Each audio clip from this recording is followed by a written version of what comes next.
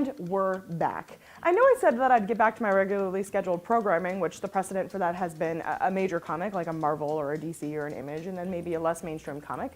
But something important is going on, and I really need to let you know about it, so just bear with me.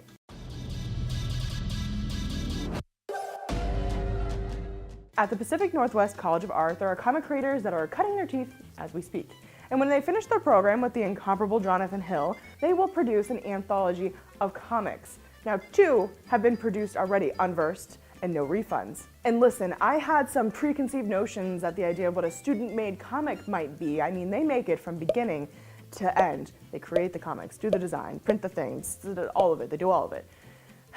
But throw me and my preconceived notions in the garbage, because I was wrong. You shouldn't think of this as just a student-made comic. You should think of this as an anthology of comics made by some of your favorite artists and creators and writers that you haven't even discovered yet, because it was truly that good. And the 2019 class has released their Kickstarter for the 3rd and final book in the Unversed series of comics called Postscript.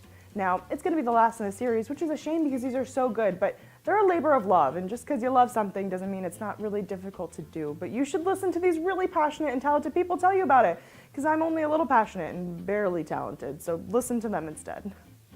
I'm Jonathan Hill. I teach comics at the Pacific Northwest College of Art in the illustration department, and here we have our table. So the biggest thing that I want to show off is these books that we produced.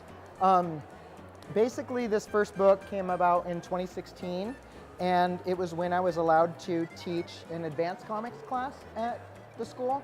I didn't really know what it was going to be, but basically the roster of students in this class were creating work on a professional level that I was like, let's just make a book. And I went to the first day of class and I asked them if they wanted to do it, and of course they were like, yeah! But basically we do everything. They do short 10-page stories, we do all the design, production, we kickstarted all the funding, and we printed it ourselves.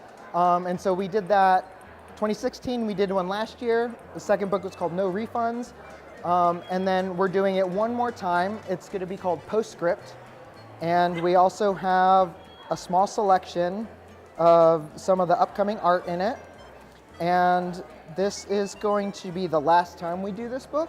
It's a lot of work. I love doing it. I love that the students have an opportunity to learn about what it takes to get a book, what goes into making a book, what goes into funding a book, thinking about what the market of the book is, and just giving them all of these professional practices. Because for me, as an educator there, I just want to give them all the tools they have so that they can leave the marketplace and be ready to work. And, you know, and I think you've actually spoken to one of my former students, Clive, who is killing it on Delver. There's nothing that makes me more proud as an educator to see students getting work.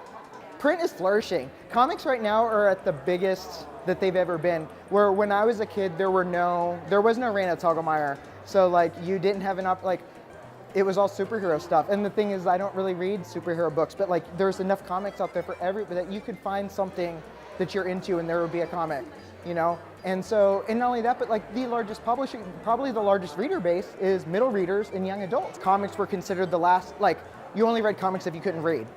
But now comics are now the last bastion of literature, where that's how kids are, hey Kane, are getting into reading, because they're picking up comics, whether it's manga or Raina Telgemeier or anything else, and then they're doing that when they're 6th, 7th grade, and they're becoming lifelong readers because of that.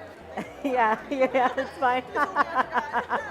Yeah, I'm actually, I'm kind of the odd one out. I'm part of the animated arts department at PNCA, and most of the people I'm around in Jonathan's classes have been illustrators and whatnot, but I really don't feel like there's a barrier between us. I feel like I've really perfectly slotted in with just what the culture of the class is, the identity that each class and each student takes on, more than just oh, I'm this major, but really focusing on I'm here to make this piece. Yeah, it's amazing. It's truly one of the most artistically changing experience. Anyone who knows me from when I first started taking the comic class to now knows I changed so much. It's night and day.